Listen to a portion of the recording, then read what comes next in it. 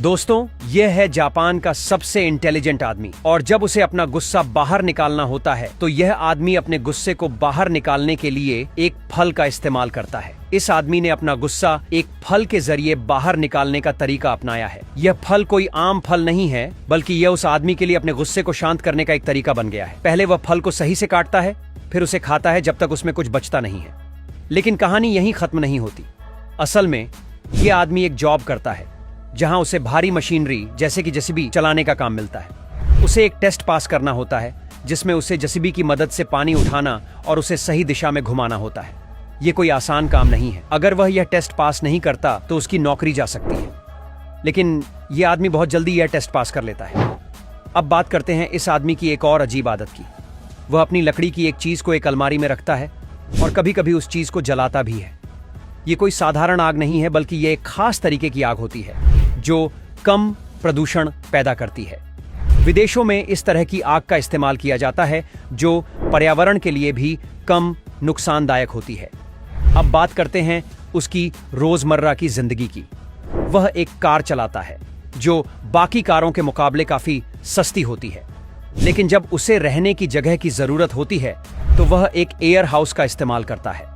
यह एक बहुत ही किफायती और पोर्टेबल घर है जिसे आप कहीं भी इस्तेमाल कर सकते हैं। यह घर किसी भी जगह पर लगाया जा सकता है और यह आपको यात्रा या अस्थायी घर के लिए एक बेहतरीन विकल्प देता है।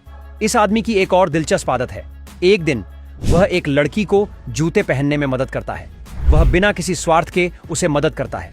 इसके बाद वह लड़की के बैग में पैसे भी डाल देता है बिना यह बताए कि उसने क्या किया। यह दिखाता है कि असली उदारता बिना किसी उम्मीद के होती है।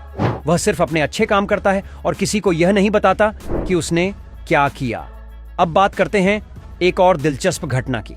एक दिन वह आदमी एक लट्टू को खेलते हुए दिखाता है। वह लट्टू को जमीन पर रखता है और वह बिना रुके घूमता रहता है। यह पूरी प्रक्रिया बहुत ही दिलचस्प और जादुई लगती है।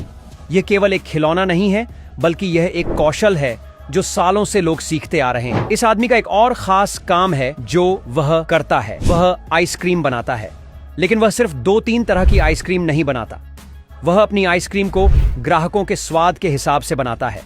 और सबसे खास बात यह है कि वह बच्चों को आइसक्रीम मुफ्त में देता है। अंत में इस आदमी का एक और मजेदार अनुभव होता है। एक दिन वह अपने दोस्त को देखता है जो बिना सहारे के पानी में बैठा हुआ है। वह सोचता है कि यह कोई जादू है। वह जल्दी से एक कटोरा लाता है और फिर वह भी वही ट्रिक करने की कोशिश करता है। लेकिन वह समझ जाता है कि यह जादू नहीं था, बल्कि बस एक साधारण टेबल थी जो पानी में बैठी हुई थी।